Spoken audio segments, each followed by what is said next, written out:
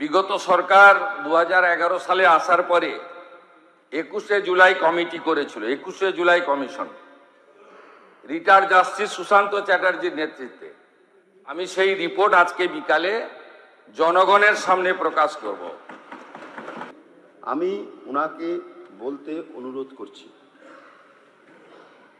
মাননীয় অধ্যক্ষ মহোদয়, আপনাকে ধন্যবাদ জানাই। একটি বিবৃতি দেওয়ার সুযোগ করে দিয়েছেন আমাকে। কেন্দ্রীয় স্বরাষ্ট্র সমবায় মন্ত্রী মাননীয় অমিত শাহজি তার 3 দিনের পশ্চিমবঙ্গ প্রবাসের সময় তিনি গতকাল একটি চিঠি রাজ্যের মুখ্যমন্ত্রী হিসেবে আমাকে দিয়েছেন। আপনার অনুমতি নিয়ে আমি চিঠিটি পড়ছি।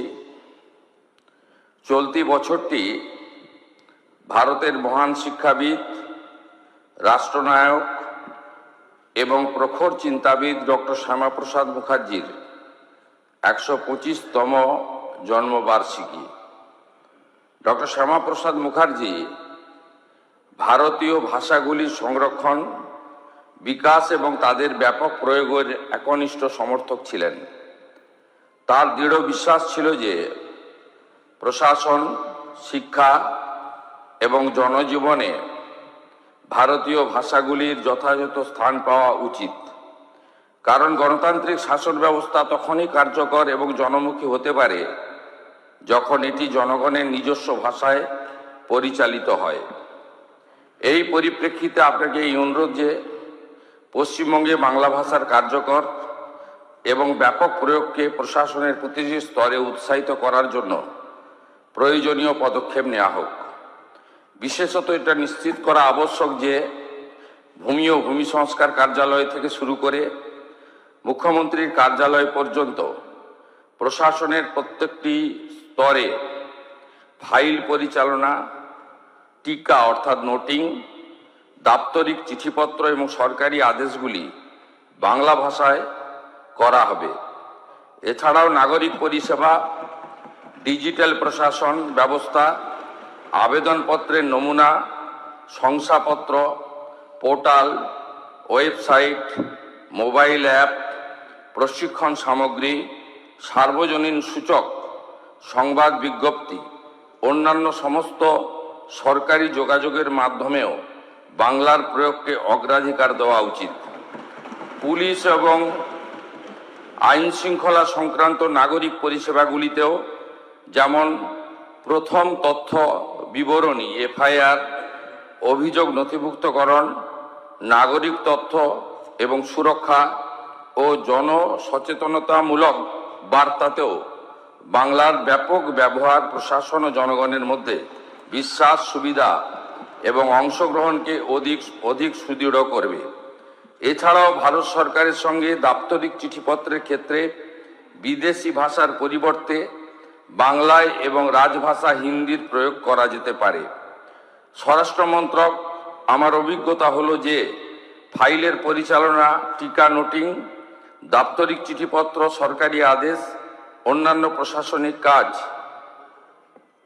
হিন্দিতে সম্পূর্ণ দক্ষতা, স্বাচ্ছন্দ্যে সম্পাদিত হচ্ছে। এই অভিজ্ঞতা ভারতীয় ভাষায় সুশাসন এর সম্ভাবনাকে আরও সুদৃঢ় করে। এই লক্ষ্যে স্বরাষ্ট্র মন্ত্রকের রাজভাষা বিভাগের অধীন প্রতিষ্ঠিত ভারতীয় ভাষা অনুভাগ এবং এটির দ্বারা বিকশিত ভারতী বহুভাষিক অনুবাদ সারথী সফটওয়্যার রাজ্য সরকারের জন্য উপযোগী হতে পারে।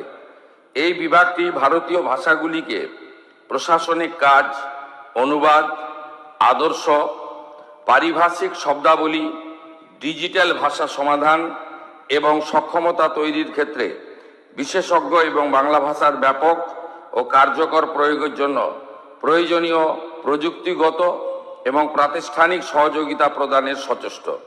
আমি বিশ্বাস করি যে ডক্টর শ্যামাপ্রসাদ মুখার্জির 125তম জন্মবার্ষিকীর এই বিশেষ উপলক্ষে আপনার সরকার ভারতীয় ভাষাগুলির বিকাশ এবং প্রশাসনে এগুলির ব্যাপক ব্যবহারের জন্য কার্যকর পদক্ষেপ নেবে। এটি কেবল সুশাসন শক্তিশালী করবে নয়, বরং ভারতের ভাষাগত সাংস্কৃতিক ঐতিহ্যকে শক্তিশালী করার দিকেও একটি গুরুত্বপূর্ণ অবদান রাখবে। শুভেচ্ছা সহ আপনার অমিত শাহ। আমি এই পরিপ্রেক্ষিতে রাজ্য সরকারের পক্ষ থেকে ঘোষণা করছি, আগামী 1 সেপ্টেম্বর 2026 থেকে পশ্চিমবঙ্গে সর্বস্তরে আমরা বাংলা ভাষাকে বাধ্যতামূলক কার্যকর করলাম। আমাদের সরকারের পক্ষ থেকে এই সময়কালে অনুবাদক বা অন্যান্য যে বিষয় থাকবে সেগুলো করা। ভারত সরকার বা অন্যান্য রাজ্যের ক্ষেত্রে আমরা বাংলা ভাষাতে চিঠিপত্র করব, উত্তর দেব। তার সাথে সাথে ভারত সরকারের সঙ্গে যোগাযোগ সংক্রান্ত বিষয়ে আমরা বাংলা ভাষার সাথে হিন্দি ভাষাতেও উত্তর বা প্রশ্ন চিঠিপত্র আদান প্রদান করব। কিন্তু এই রাজ্যে সামগ্রিকভাবে সমস্ত সরকারি ক্ষেত্রে 1/9/2026 থেকে বাংলা ভাষাকে, আমাদের মাতৃভাষাকে আমরা এখানে কার্যকর করার সিদ্ধান্ত গ্রহণ করে মাননীয় কেন্দ্রীয় স্বরাষ্ট্র ও সমবায় মন্ত্রীর যে উপদেশ তাকে আমরা গ্রহণ করার সিদ্ধান্ত পশ্চিমবঙ্গ সরকারের পক্ষ থেকে ঘোষণা করলাম। এবারে আমি মাননীয় অধ্যক্ষ মহোদয়কে বিকালে একটু টাইম চাইব, 10 মিনিট। এটা হলো, বিগত সরকার 2011 সালে আসার পরে 21শে জুলাই কমিটি করেছিল, 21শে July commission, retired justice Sushanta চ্যাটার্জির নেতৃত্বে। আমি সেই রিপোর্ট আজকে বিকালে জনগণের সামনে প্রকাশ করব। সুশান্ত চ্যাটার্জি জাস্টিস, তিনি যা যা রেকমেন্ড করেছিলেন, যারা কালকে 21শে জুলাই করবেন তারা 15 বছর সরকারে ছিলেন, তারা কতটা কার্যকর করেছেন আর করেননি সেটা বিকালবেলা আমার তথ্য প্রমাণের ভিত্তিতে আমি বাংলার জনগণের সামনে রাখব।